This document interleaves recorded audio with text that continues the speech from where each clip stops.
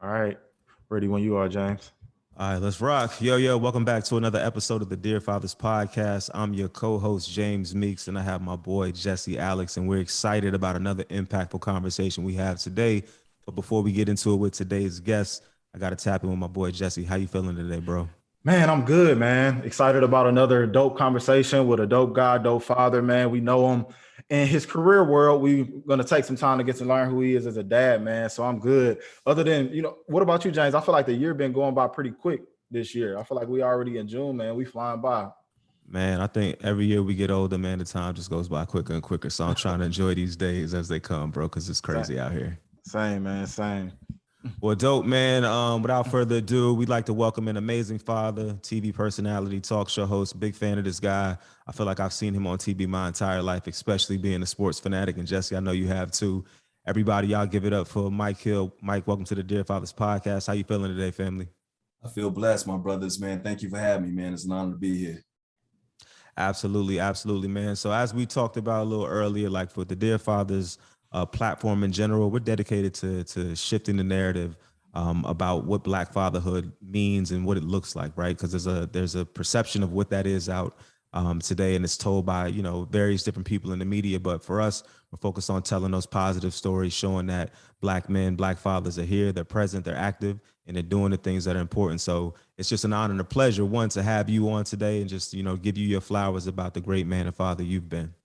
Thank you, man. I think out of a lot of the accomplishments that I've had in my life, and I've been blessed to have many, thank God. But the biggest accomplishment I've had is just being the biggest title that I have is being the role of being a father, to my three beautiful girls. I got two biological children, my Kayla and Ashley, and then of course I have a daughter through marriage, Noelle. So all three of them are my babies, man. I just love them all. Yeah.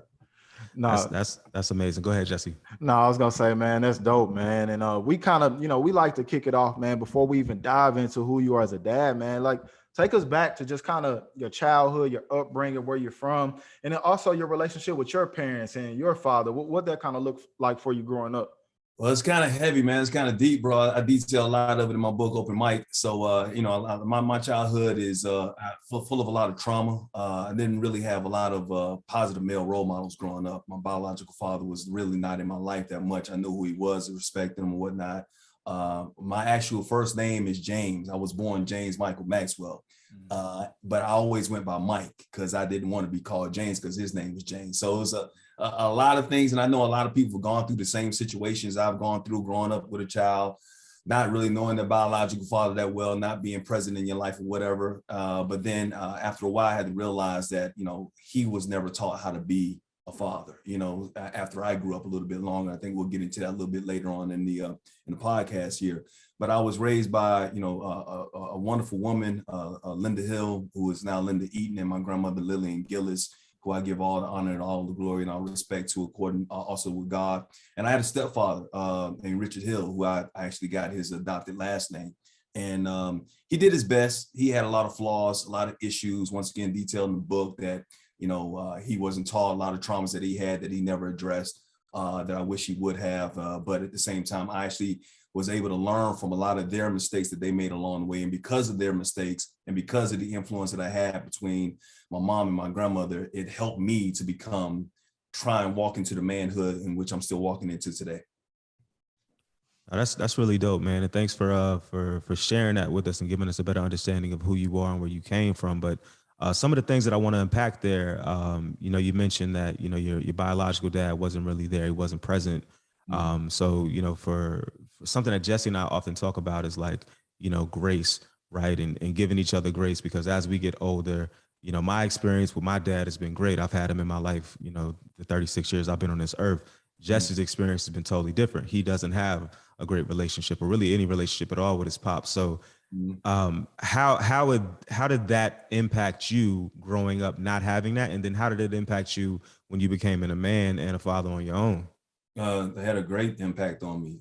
I've always wished I had a male role model in my life to teach me the basic things in life, teach me how to change a tire to a car, teach me how to talk to a woman, teach me how to love a woman, teach me how be a man of the house, a lot of things. And then my older brother wasn't even there because my older brother went to live with his father at a young age. So I didn't really have a male role model around, man. So I missed out on a lot of things in my life, and I had to learn through trial and error. So it had a huge impact on me. And once again, because I didn't see that in my life, when I became a father myself, I always said, I'm gonna give my children everything that they need, everything that they want. And what I realized is that I wasn't giving them everything that they need because they actually needed me. They needed my time. They needed my effort. They needed my patience. They needed my grace. They needed my love and my prayers, which I was giving to them or whatever. But because I felt like I was giving them monetary things, I thought that was going to be enough. Once again, my biological father, he went through a lot of issues. He was a Rolling Stone, and I don't know a lot about him or whatever, but I was trying to have a relationship with him. But after a while, you realize when you're a child that you can only do so much if they're not willing to do or give back. My stepfather was in my life and loved me and cared about me. This man loved me like no other. He brought me in like I was his own child, like I was his flesh and blood. But he had so many issues dealing with trauma, with alcoholism, and then later drug abuse. And then I found out later he was a hitman. And it's a lot of deep layers to it or whatnot. So it's a lot of things that I went through, and I saw domestic violence that he put my mom through as well. So there's so many things from my childhood that affected me in my adult life that until I actually, came to grips with who I wasn't able to walk into, once again, my manhood and become a really good father. Yeah, man, it's a lot there, a lot to unpack. And what I want to say, man, is like, I think just even having these conversations is part of the healing, right? Because what you're saying that you experienced is what I experienced. I didn't have a dad growing up. And it's funny because when starting this platform, me and my friend Lamar, who's the co-founder of the platform, we would crack this funny but not so funny joke.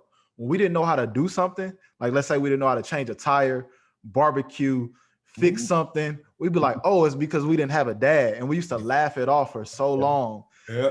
It wasn't until I got to like 28 where I was like, this low-key not funny. You know what I'm saying? Like there's something to that. So for you to say that and that was your experience too, it's just kind of therapeutic for me. Cause like you said, we all have kind of similar experiences, whether good or bad. We kind of all can relate in different ways. So I think conversations like this, man, is like, at least for me, part of the healing process to break these curses and change the narratives generations down the line. So thank you for telling that story.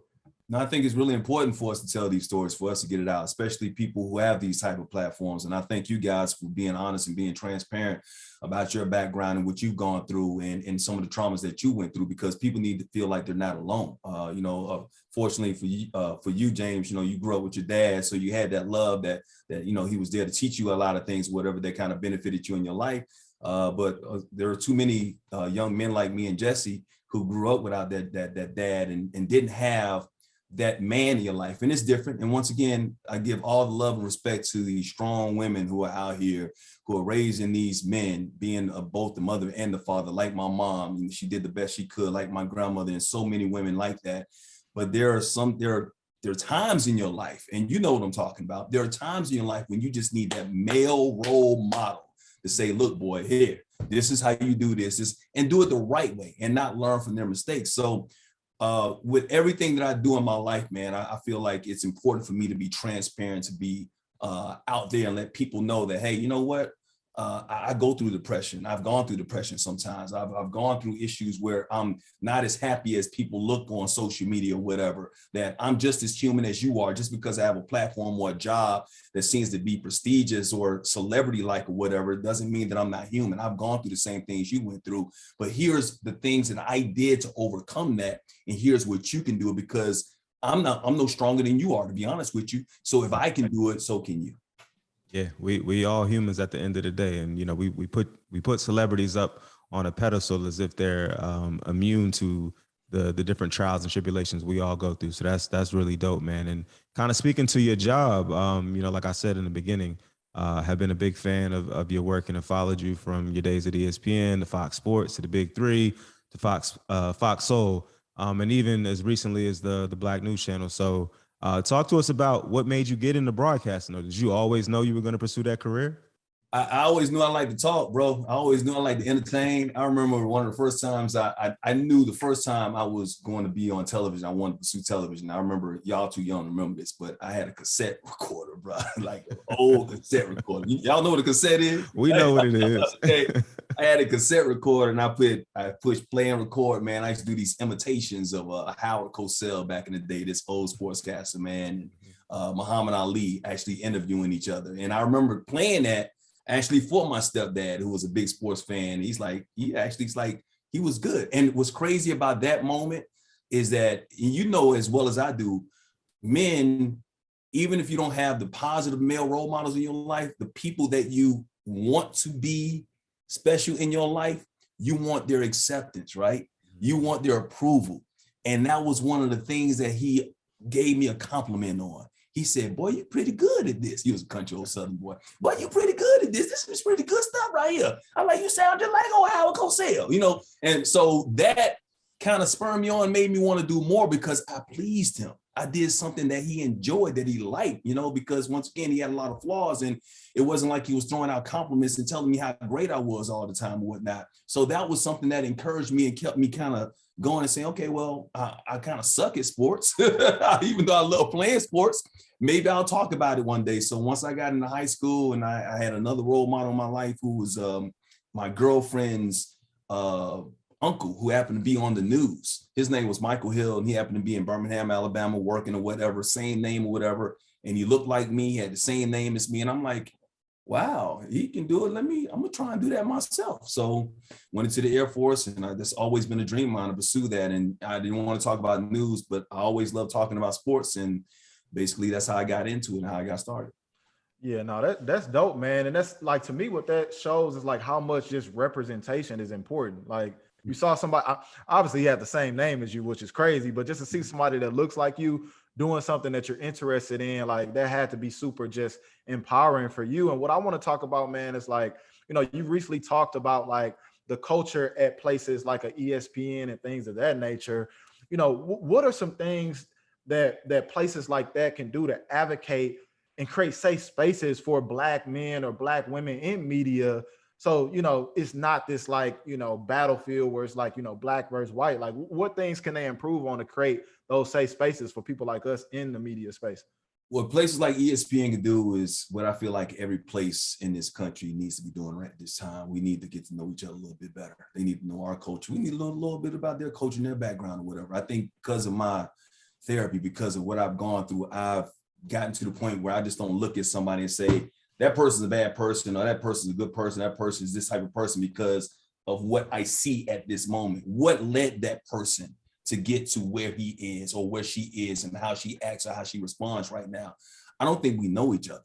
I don't think we understand each other. I don't think they understand our culture. Now, I do believe a lot of them want to be like us, but because you ever, and I ain't saying that there are haters out there when it comes to Black and white or whatever, but you ever seen a person who wishes they could be something, but they may feel like they can't achieve that, so they want to bring that down. They don't want you to do that so well because they can't do it. Yeah. I think sometimes that could be an issue in certain places, because what I ran into at ESPN was, you know, me, Stuart Scott, you know, being authentically ourselves and run into a lot of trouble. Now, I ran into a lot more trouble than he did because he had been there first or whatever, but this is just who I am, man. I grew up in a certain neighborhood. I spoke a certain way. I just like, you know, I've always been told to present the sports as if you're talking to your homeboy or to one of your friends or whatever. So that's what I did on the air. And it helped me along the way at ESPN. But there were people behind the scenes, man, that didn't want that, because I was told one time by a talent coordinator, he said that the reason why you're not moving up and doing more is because you're too ghetto. Straight up. He said that the higher ups told him, and I told this story before, the higher ups told him, the executives, that I was too ghetto, and we already have one of those, meaning they had Stuart Scott. So I had to fight through all of that. Now, to answer your question, how do we get past that? We need to have people, not just people on air or people working in the newsroom, but people in executive places, people who are making decisions, who are diverse, and understand all of our cultures. And I'm not just talking about Black faces, because you can have a Black face and not have the soul or not have the voice. You can have an Indian face and not have the soul and not have the voice. You have to have people in places who are making decisions, who actually understand the culture and understand that representation of all people matter, and that you have to allow those voices to be heard if those voices are actually saying something that is worth talking about and hearing. Yeah, I couldn't agree more, especially being somebody who, I haven't worked in, the media space that you've worked in, but I've been in corporate America all my life until this past couple of months. I decided to retire from it and pursue entrepreneurship full time. But the one thing that you're describing is something that I experienced too, which is just, it's diversity and inclusion. Mm-hmm. It's just having people in positions that are of that culture, can speak to it, and then putting more of those people and those faces in those spaces. A lot of times these corporations, especially the large ones, they just don't have the representation from the different communities. So those communities are always an afterthought. And it's usually whatever the dominant person is or ethnic group in that building that gets the most attention. So I definitely agree with you there. And then a follow-up question. Oh, go ahead. But the thing is, once again, you have to have those people in places who are willing to speak up and not be afraid when something is going wrong. If you're in that decision room and you see them saying, hey, we're going to put this ad out and we're going to have this little baby Black boy, he's going to be playing with a monkey. And the monkey's going to call him a monkey. And it's so cute. Oh my gosh, that's so wonderful. Everybody's in the room and you're the Black person like, yeah, that's great. You don't say anything, then you're not helping the situation. So you need people in that room that understands that, hey, there might be something wrong with that. We might not want to put that out. So we see it so many different times where it's been Gucci in the past, where it's been, H&M and all these different places where they've done it, and they go on their campaign where they say they're sorry or whatever. But what changed? Right. What changed? That's what I'm saying. It's like, we're sorry, but the problem is a lot of these corporations know, hey, you know what? We're going to take a hit for about 3 or 4 months, but guess what? They're going to come back. They're coming back. So when that happens, you have to demand change. You have to say, hey, you know what? Don't just say you're sorry. Don't say we're going to this campaign and next time we're going to put more Black people in front of it. No, put the Black people behind the scenes, or the Indian person behind the scenes, or the Asian person behind the scenes, or the white woman behind it. All representation matters. We need that. And once again, those people in those rooms have to speak up. Yeah, I couldn't agree more. Just let me ask this question as a follow up to this one real quick. So Mike, being one of the originators who was, kind of your authentic self on, a big platform like ESPN 24-hour news network, right? Does it frustrate you now being removed from that world and seeing how many guys are allowed to be themselves in today's age versus how it was when you were doing your thing? Now, you know what? Here's the thing, man. I'm actually proud of it. I'm happy. It doesn't frustrate me, because if what I went through was a sacrifice to make it better for the next man, then that's what my purpose was, man. I can't get upset about somebody else's success or what they're able to do and all that type of stuff. No, I will never be that type of person, because I understand that God put me here for a purpose. So if my purpose was to be the sacrifice, then so be it. I'm all good with that, as long as we're showing some kind of progress. Now, I would have been frustrated as if, I left ESPN 9 years ago and they were still going through the same things that they were going through when I was there years ago. Now, what did frustrate me was when I was there would be times where I, as a Black man, would have my certain style of who I was, and you would see my white counterpart be allowed to be more Black than me. And that's innovative and that's fresh and that's wonderful. And he's cool or whatever. I'm like, I'm not, look, I don't believe in that. Like, if you from the culture and you know the culture, whatever, and you cool with the culture and you know how, man, do you, I don't care about that. But what I don't, and I'm not getting mad at the person that's doing, I'll get upset at the person that's allowing that person to do it, but will look at me and say, well, no, that's a little too much. So that was the frustration. But no, man, I'm happy for my brothers and my sisters and anybody, man, that if I did something to help along the way, then I'm proud of that moment. Yeah, man, that's crazy. That even brings up a point to me. In the NFL, like, they don't want Black guys to be kind of flashy or show their fashion. Soon as Joe Burrow put on some style stuff, they like, oh, he's swagged out and all this stuff. It's like you bigging him up, but as soon as Odell Beckham or whoever the case may be is rocking something, it's like, look at him just trying to gain attention and a distraction to his team. So it's unfortunate, man. And these are barriers we're gonna have to continue to try to break. But being that you were one of the pioneers of doing that, man, we want to give you your flowers for that, because same as James, I was growing up in that area of watching you, Story Scott, all of y'all just kind of do y'all thing on air. For me, it's way more relatable as me, a young black man watching basketball or this sport, hearing people like y'all talk about it opposed to, anyone else. But I wanted to get into this, man. Like, as a TV personality, a person that's been in this space, what's it like, being married to Cynthia, who's also in that TV world, reality TV world? What's kind of like that dynamic?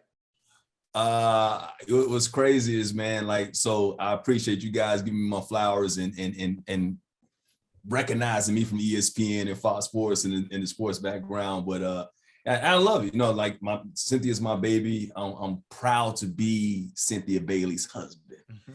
I am now known in a lot of parts as Cynthia Bailey's husband, so it's cool. Don't get me wrong. So when people come up to me and they say, "Where I know you from?" If it's a black woman, I'm like, you know my wife. You don't know me. You know what I'm saying? I just automatically already say that. So, but it's good, man, because look, outside of social media going up a little bit, she's a celebrity. I don't consider myself a celebrity. I consider myself a person, a public figure who happens to be on television that may entertain. So I'm an entertainer. Now, maybe one day I will be a celebrity. Who knows? Because I'm breaking into acting and all that type of stuff. We'll talk about that later. But my wife is a celebrity and she's earned that status. So look, man, I'm the type of person that I'm going to support my baby, support my wife, be there for, be her biggest fan, big her up. So if I'm around and 100 people walk up and 99 of them recognize her and one of them recognize me, but they don't know my name, I'm cool with that. I'm really good with that, man. Sometimes I like my anonymity, to be quite honest with you. I'll take pictures of her when she's with her fans and all that type of stuff. And it's pretty cool. Now, it's funny. We went out to dinner. We went to dinner over the weekend on Friday. We went to this restaurant and it was a nice swagged out restaurant, real nice. It was new. And so the manager came over and asked how we was doing and everything like that. So, the manager comes over. A lot of times the manager comes over because they know Cynthia or whatever. And they want to, hey, I just want to make sure you guys had a good time, blah, blah. So Cynthia, went into her thing. And she's not a person that like, hey, I'm Cynthia Bailey, I'm this person or anything like that. But when you got a new restaurant, you got the manager, sometimes you want to use your, hey, give me your number. I want to be able to get in so I can avoid the reservation and all that, use what you got. So she's like, hi, I'm Cynthia Bailey, and this is my husband, Mike Hill, and, blah, blah, blah, and blah, blah, blah. He says, yeah, Miss Bailey, I definitely know who your husband is. And he didn't know who she was. And she said, oh, excuse me. He said, yeah, I'm a big sports fan or whatever stuff. So that right there was like, okay, I see, I got a little swag still out here. There's a couple of people know who I am or whatever, not just you, but that's rare, few and far between, but it's still kind of good to know that people recognize me every now and then for something. Now, that's really amazing to hear, man. And one, just seeing that you're comfortable in who you are and your wife's success, and you don't allow that to impact you all's relationship and being very supportive of her. And then the question I have for you though is, because I'm in my wife isn't, she's not, known like your wife is, but my wife is a pretty popular influencer. So I'm starting to be known as her husband versus who I am as an individual, right? And she's actually, tried out for these reality shows, and the one locally here in Virginia, I think Real Housewives of Potomac, was trying to grab her at one point in time. So I wanted to ask you, because this is something that I've actually been fearful of, like, was there any apprehension for you marrying or even dating a woman that was on reality TV? Yes and no. There was apprehension because, like, I'm gonna be real. I'm gonna keep it real. All right, so I've never seen any man on any of those reality shows, on any of them, come out spotless. You know what I mean? Yeah. And that concerned me. So I'm a person that do my research or whatever. But with Cynthia, it was like, if she's on the show, I'm a supporter. You know what I mean? And I even told her when we were dating, she said, would you come on the show? And I was like, I'm not going to come on the show unless we're seriously dating, unless we're in it. You know what I mean? Because I don't need that kind of fame. I don't need that kind of notoriety. You know, it's pretty cool. I don't need people trying to dig up stuff because once again, read my book. I got some stuff that's out there. But everything that was done on the show that people talked about me from my infidelities back in the day, man, I'm full of flaws or whatever. It was because I put it out there, because I wrote it in my book, because I wanted people to know who I was and the growth that I'm making. Now, people want to hold on to the negative, let them hold on. They want to, continue to say once a cheater, always cheater. Let them put the labels that they want to, and I don't have to live by their labels or whatever. But the apprehension came because obviously, yeah, you see the type of drama that is built up or that's brought up, and they, a lot of them are torn apart by it. But one of the things that my wife did, and I appreciate her for, is that she always tried to protect me. You know what I mean? She kept me out of that mess and the drama and everything like that. And I knew how to moonwalk out of the mess. When I saw it coming, excuse me, I'm gonna let y'all handle that over there because it's none of my concern, man. So I understood it was the Real Housewives of Atlanta. It wasn't Real Housewives and their husbands of Atlanta or their boyfriends of Atlanta. It wasn't my show. I was just there to support her, man. So I think if you do go on a show like that, talk to me, because I always tell the brothers that come on that show, man, you got to learn how to navigate those murky waters, because if you go in there acting foolish, you will look like a fool. Yeah, no, that's great advice, and I would definitely take you up on that, man. But we want to get to what we brought you here for, man, is to talk to you, about fatherhood and that part of your journey. So, our first question we like to kick off this part of the interview with is, who is Mike as a father? Mike as a father is somebody who is continuing to learn. I would consider myself a good father. I'm trying to do the best that I can. Obviously, that there have been times that I've still made mistakes as a father, whatever. So I'm flawed in that regard. But my daughters love me, and I love them. And once again, it's my biggest accomplishments of my life. Nah, that's dope, man. And we appreciate you just kind of break it down who you are as a dad. Cause like James said, that's what we came here for. So you got 3 girls, right? So like everybody talk about being a girl dad, man. Like how them 3 young women impacted your life? Like what's that been like, just being a girl dad? You know what? It helped me. It absolutely helped me, because I'll be honest with you, man, if it wasn't for my daughters, man, I wouldn't have gotten a lot of the help that I needed. Because it wasn't long ago. And once again, I'm still growing. I ain't gonna lie to anybody, man. I wrote the book. The book came out 2 years ago. If it wasn't for the book, it wouldn't save my life. If it wasn't for my daughters, I wouldn't be married. I wouldn't have a relationship with my daughters right now. I'd be out there still balling out, acting crazy, doing foolish stuff, and not learning how to treat a woman the right way. You understand what I'm saying? So to look in their eyes and to see pain and hurt in their eyes, man, it's the worst feeling that you can have in your life. If you're a father and you love your child and you see your child hurt in any kind of way, you will realize that their pain just 10 times intensifies your pain 10 times as much, man. So how it impacted my life is that they saved me. They made me a better person, man. They made me not just a better father, but they made me a better man.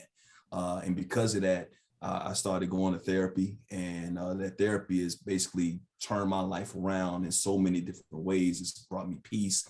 It's allowed me to grow into my happiness. It's allowed me to realize that, I do matter, that I'm not inadequate in certain ways or whatever. And if I feel inadequate, learn how to deal with that inadequacy too. So they're the best, man. And so I always try and make sure that I show them what it's like to be around a real man. So I take them we go on daddy date nights.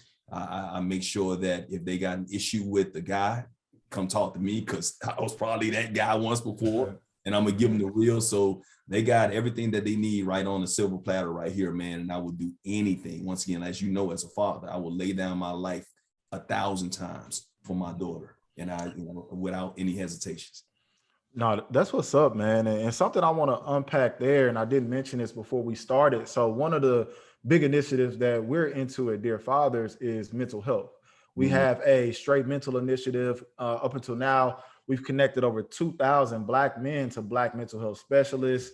We recently actually partnered with the Atlanta Hawks for a conversation on fatherhood and mental health. back in April, which was dope. I want to ask you, like you mentioned mental health before and therapy before, you just brought it up again. And you mentioned fatherhood being kind of the, reason you got, wanted to seek help. But what was that like tipping point where it was like, I want to research somebody and actually like unpack with a therapist? Was it a specific moment, or was it just like a overflow of like different moments that kind of led you to seek therapy? I heard that, man. I did so many things to, once again, I'm not gonna sit up here and, like, I'm a public figure, but I'm an open book. I told you, man, I'm not gonna lie to anybody, man. I'm not that person that's gonna be fake. I can't do that. Mm-hmm. So, bro, I did things, and I have no excuses. I can look back and tell you the reason why, because I put in the work to figure out the reasons why. Because of my therapy, I've been able to dig in my background and unpack the things that I suppressed in my childhood that impacted my relationships with women over the years, whatever. But I did a lot of things, man, that hurt their mothers. You know what I mean? And it wasn't, and never physical abuse, anything like that. Don't get me wrong, whatever. Never mental abuse, nothing like that. But I was not fit to be a king to their queendom. You understand what I'm saying? I was not a man. They needed a man, and I wasn't a man. Once again, I felt like, hey, man, I'm taking care of business. I'm making money. You got the lifestyle you want. My children got everything that they need, everything that they possibly want. They're spoiled. What else could you want or whatever, man? Like I said, they wanted my time. They needed me. They didn't need me out here doing silly things. It wasn't like I was wilding out all the time. Don't get me wrong. And it wasn't just about the me philandering or whatever, or, not being monogamous. It was more so about just, I don't know how to explain it, just time, being able to sit down, talk, quality. Being present in the moment. Being present in the moment, man. Mm-hmm. One of my biggest regrets is my oldest child didn't grow up with me. She didn't grow up with me, in my home, because we found out that her mom was pregnant when we were going through a divorce. Now, I ain't gonna say I should have stayed with her because of the child, because I don't know if that would have worked, because it was just like the marriage was over. You know what I mean? And it could have had more of an effect on her, but it did have an effect on our relationship for a long period of time. I'm just being real here, man. And it took years, until she was a teenager, for us to actually come to grips and say, hey, this is where we are. This is what we're building. And once again, now me and my oldest child, like best friends, you know what I mean? Yeah. Me and my youngest child, we speak every day. She's a student at UCLA. Me and Cynthia's child have a really good relationship or whatever. And we're able to talk to each other, whatever, man. But yeah, the tipping point was I was about to lose it all. I was about to lose them. And because I love the women in my life, I knew at that moment, because of my indiscretions, that, you know what, I need to go and get the help that I've been putting off for so many years. That's really deep, man. And I think, one, I want to commend you for being as open and honest as you are about, your walk and going to therapy. Because that's one thing that, we talk about a lot. And I talk to anybody who will listen, man, about how therapy has impacted my life positively, and how as we in the Black community have to be more open-minded to it, because we grow up and we think, oh, you crazy if you got to go talk to somebody about your something, go to church, pray it away or something like that. And it's like, nah, you should go to church too, if that's what works for you, but you also need to go talk to somebody. Like, we all have to heal, and you can't heal if you keep it all bottled in. And as men, we're bred and raised to believe that bottling it up is going to make us better. And it doesn't. It actually makes us worse. So I'm actually, happy that you've done that. Jay-Z said, you can't heal what you don't reveal. You know what I mean? You cannot heal what you don't reveal. Yeah. So if you keep it suppressed inside, and that's what we do. And I tell everybody, I had a talk yesterday at a meeting when I spoke, is that I think every Black person in this country and around the world needs to have some form of therapy, bro. Yes. And just talk about church and, you give it to Jesus and let Jesus work it out there in addition to that. Yeah, but we, and I'm not just saying Black people, so I'm not trying to separate Black and white, but at the same time, especially Black people, because of racism that you endure, whether you know it or not, you deal with racism all the time. You deal with prejudice. You deal with like voter suppression that's going on right now. Everybody that went through the pandemic, that's a trauma that we went through, that people just like, okay, this is life. People are like, oh, this is just life. This is the way it's supposed to be. No, it doesn't have to be that way. What we do is like, we can take it. We can man up, right? That's what we always say, man up, man up. You keep on manning up, sooner or later it's going to be man down. I'm talking about 6 feet down, because it's literally going to kill you. If you don't get that pain, that trauma, that hurt, that depression out of you, if you don't talk about it, it's never going to get better. And you're keeping it inside, and you don't even realize it's having an effect on you. And you don't even realize the effect it's having on the loved ones that are in your life. So once you start going to therapy, you'll realize, man, wow, start taking this out and you will feel so much lighter. And that, once again, is the reason I wrote the book, because I was out here with this facade. I thought I was happy, great job, great personal life, man. I was just smiling all the time. I was the one that was giving everybody else advice, going on the road with the Clippers, being in my hotel room, going to my bedroom. And at night, man, I'm like, why am I crying? Why are tears coming out of my eye? Why am I in so much pain? Like, why I'm not happy? Even though I'm pretending to be, I'm not happy. And some said, write the book. And when I started writing the book, man, it was like I was regurgitating. I felt like I was like cancer was coming out of my body, man. I was feeling so much lighter, man. So that book saved my life. I will say that to this very day. That saved my life. And the therapy was the aftercare that I needed to make sure that the infection didn't come back. Yeah, no, that's dope, man. And we definitely appreciate your transparency with that. And I think, us generations and, nowadays we continue to have these conversations. I think it's only going to slowly but surely get better over time. And just yesterday I saw this like funny, but not funny, like Instagram post where it was this young black dude. He was sitting on his bed and he was like, he was talking to his dad. He was like, I'm depressed. And the dad was like, boy, if you don't get up and go get you something to eat, it's like food was going to cure it or something like that. Yeah. But that's how them old like parents be thinking, like, well, if you don't go get you some food, it's like, food's not going to cure depression. You know what I'm saying? Well, take a nap. You just time. We'll take a nap. Yeah, but that's how it was back then, man. But I even want to talk about, like you kind of talked about, you having your two biological girls and then having Noelle. What's it been like in that blended family? Like, how's that? How have you navigated that space? It's been good.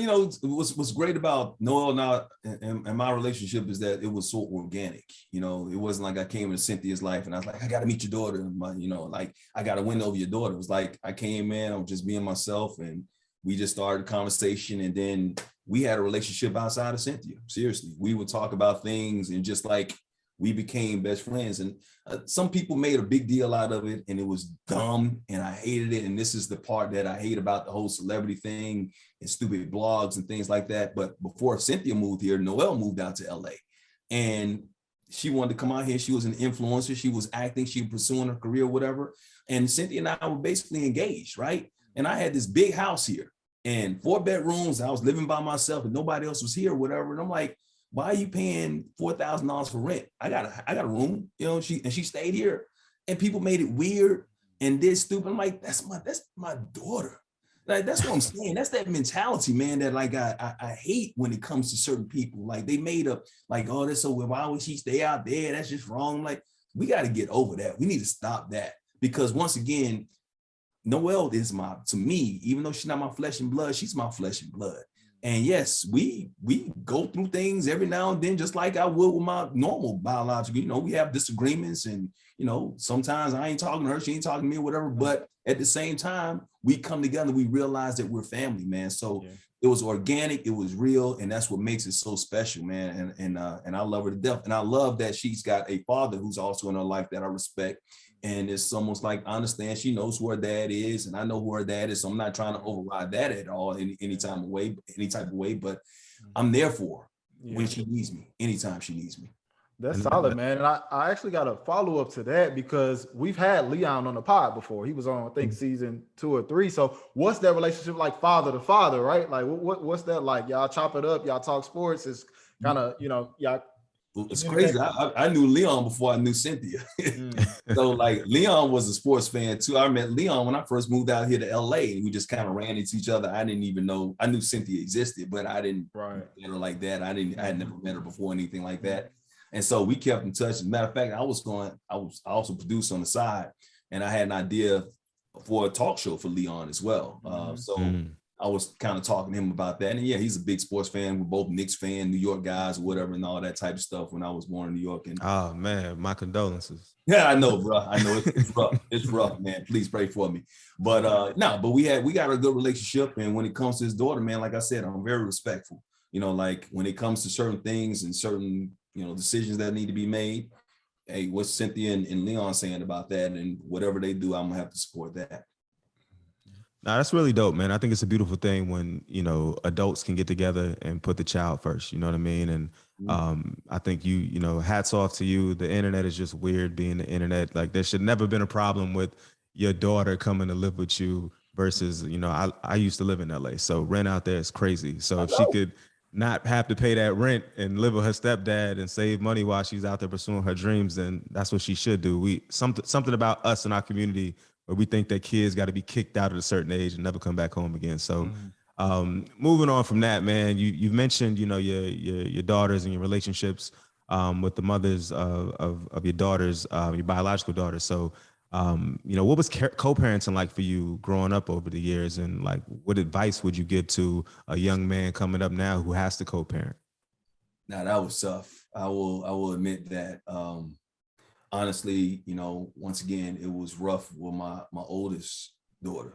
You know, like I said, when we found out my ex-wife was pregnant, we was actually going through a divorce at the time. So, man, that's still painful to this day. You know, to actually be in court and see my wife pregnant, and I got love for her, and I got love for that baby, and I'm not there, to go to. And that's something I'll never be able to get back, man. That's the only real regret I really have in my life, man. And it hurts me to this day. And it hurts me that, you know, I wasn't there. You know, I wish I could have done more. You know, like I said, it was like we weren't in the same city, man. And it's like, because she moved, you know, right after she was born. And she always knew, you know, it was funny, like my daughter, I was in Nashville at the time we got a divorce, and she left when she was like 6 months old, and she moved to Maryland and moved with her uncle and aunt. And she was going to school and everything. And because of work and because of traveling, because, you know, like, you know, our issues or whatever, I wasn't able to see her for a while. And until after she was 1 year old, and I hadn't seen my baby since she was 6 months. And here she is like 13, 14 months now. And I went to see her for the first time. And I remember walking into, like to this day, walking into the room. And when I walked in, her eyes lit up and she did like this. She said, "Daddy." I'm like, that will always be one of the more special memories I always have in my life, man. And once again, because of me and her mom's relationship and what's going on, us both being young, you know, you do stupid things when you're going through, we can't allow the children to suffer in any kind of way.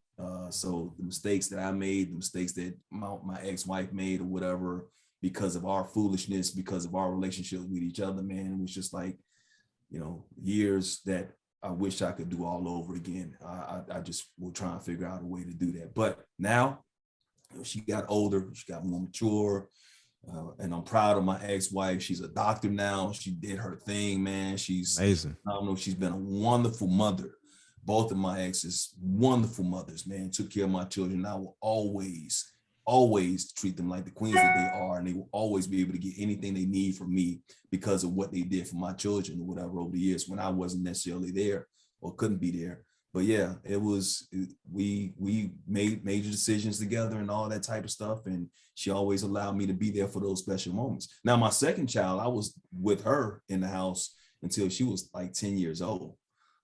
And once again, if unfortunately didn't work out with me and her mom or whatever, but she always knew, and she knew I was there. But it was, once again, I moved to LA when she turned 10, and she was back in Maryland. So that long distance thing, man, it's just that time. But I still have time now. And so I make sure that anytime I get a chance to, I'm spending as much time I can with my daughters. Yeah, no, that's dope, man. And definitely appreciate your transparency. And I'm glad, you know, things changed over the years. But like you said, I think it's super important to not let those failed relationships hurt the children. Because just because maybe you weren't a good partner, you know, that doesn't mean you can't still be a good dad. And a lot of times we hear stories, people DM us all the time on Instagram, like, my baby mama not letting me see my kid, and this, that, and the third. And it sucks because it's just because their relationship didn't work out. Now the kid is suffering. Now that's trauma that they got to deal with when they get to 15, 20 years old, whatever the case may be. So, we understand it's going to happen, but I wish there was some ways to, circumvent that to where it doesn't happen as much. But I think having these conversations and opening up about it is the healing to that, man. So I appreciate your transparency there. Yeah, the adults have to realize that the children are the ones that suffer. We can't be children in that situation or whatever. So, my second wife was always, I never had an issue. Never.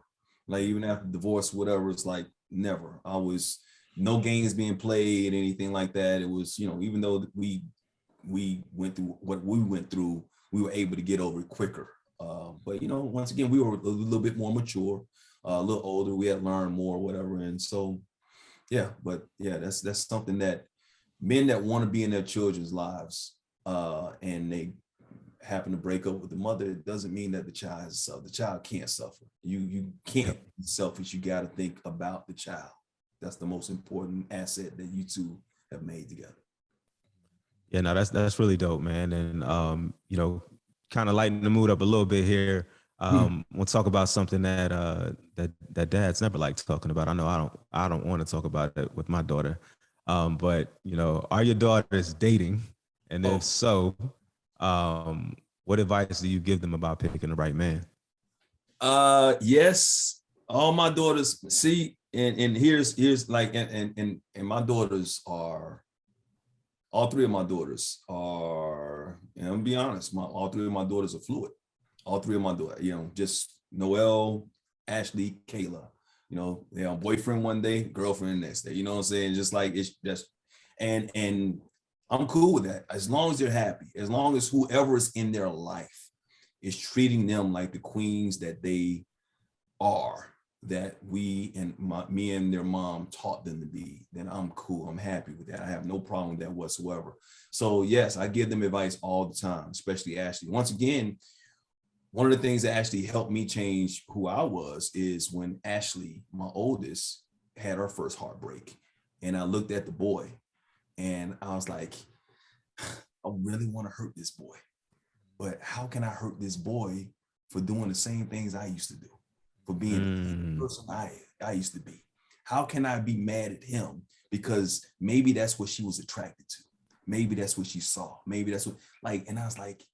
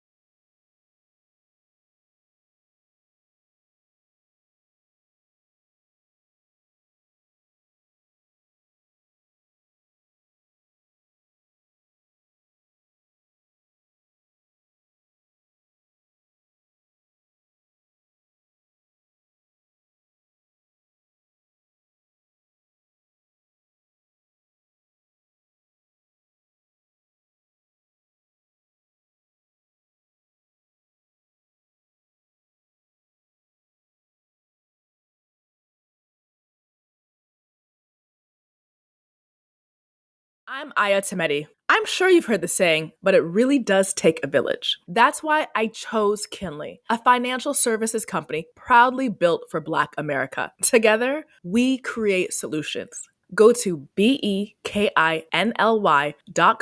to download the app today. Standard data rates from your wireless service provider may apply. The Kinley Deposit Account is established by Central Bank of Kansas City, member FDIC. The Kinley Visa Debit Card is issued by Central Bank of Kansas City. Consult the deposit account agreement and fee schedule for complete details.